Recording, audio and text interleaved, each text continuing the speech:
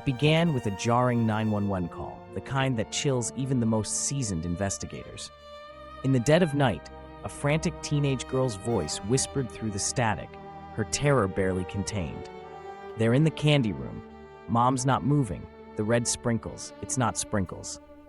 The call ended with a shattering of glass, a final haunting note that would echo through the days to come. When first responders arrived, they found 16-year-old Chloe Candy huddled in a walk-in freezer, her clothes soaked in blood that was not her own. On the wall, scrawled in chocolate syrup, were the words, "You owe me. Subscribe." The Candy family was America's confectionery royalty. Their $200 million empire had grown from a single fudge recipe passed down through generations into a rainbow-hued kingdom of sweets, complete with a theme park and viral baking shows. On the surface, they were the picture of sugary perfection, a billionaire patriarch, Rick Candy, who was as charismatic as he was ruthless. His wife Diane, the Queen of Confections, beloved on social media for her warmth and creativity. Their athletic son Tyler, a star on his college football team, and Chloe, the quietly brilliant youngest, whose sour strawberry lollipop recipe had become a TikTok sensation. But beneath the glossy ads and family photo ops, the Candies were hiding secrets that would prove fatal. It started to unravel just 48 hours before the massacre. Rick, ever vigilant in protecting his legacy, discovered a devastating truth. Diane had been siphoning off millions to pay a blackmailer, a secret son, Mason, the result of a long-buried affair before Tyler's birth. For 5 years, she'd poured $12 million into keeping Mason's existence out of the public eye, terrified of what would happen if Rick found out. When he did, his response was swift and merciless. "Cut him off, or I'll destroy you." Diane's diary, later recovered by police, revealed her fear and guilt. "Mason showed up at the factory. Said he'd go public unless I gave him stock. Told Rick we'd handle it. God forgive me." On January 18th, at Rick's insistence, the family gathered for a late-night meeting in the most secure part of their headquarters, the Candy R&D lab. Security footage showed only 3 people entering. Only one would walk out alive. The crime scene would leave detectives stunned. Rick was found slumped over a vat of molten caramel, his skull fractured by a heavy, tempered glass candy mold. Diane lay nearby, her throat slashed so deeply that detectives first mistook her blood for the strawberry syrup she'd become famous for. Tyler, the golden boy, was found bound with licorice ropes, a pillowcase stuffed with gummy bears pressed over his face. There was no sign of forced entry, no murder weapon, and no clear DNA evidence.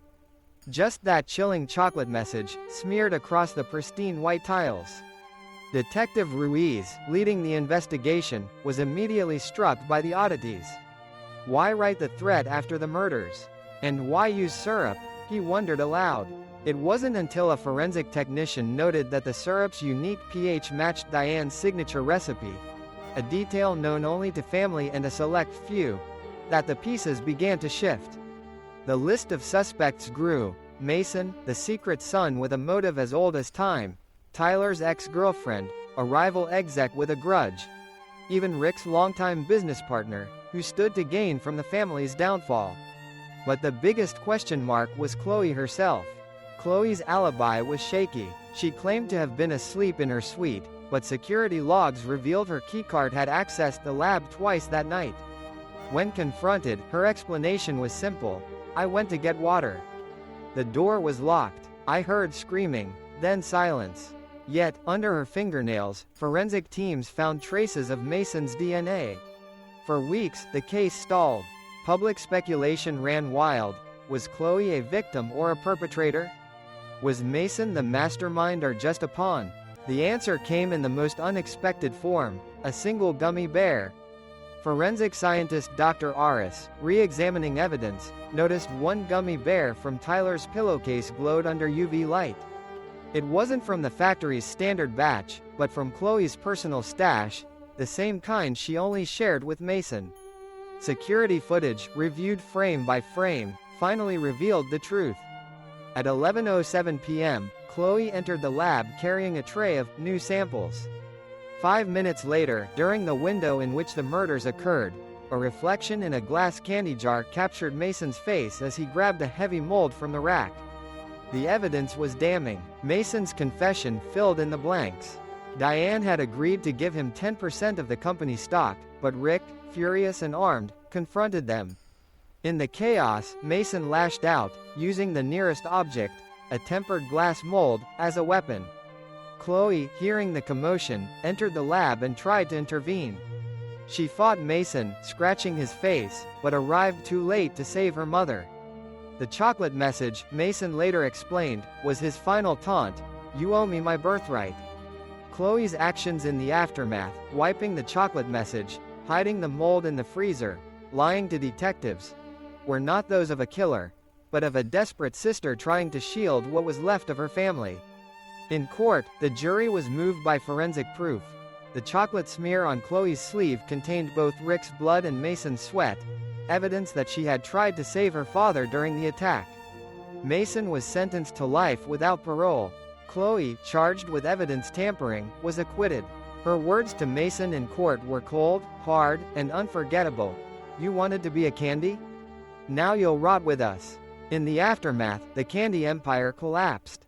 Their once vibrant theme park was shuttered, transformed into a memorial garden where children now leave lollipops in remembrance. Chloe, determined to break the cycle of silence and shame that had destroyed her family, donated $50 million to youth programs through a new foundation. The recipe book that had started it all now funds hope for others.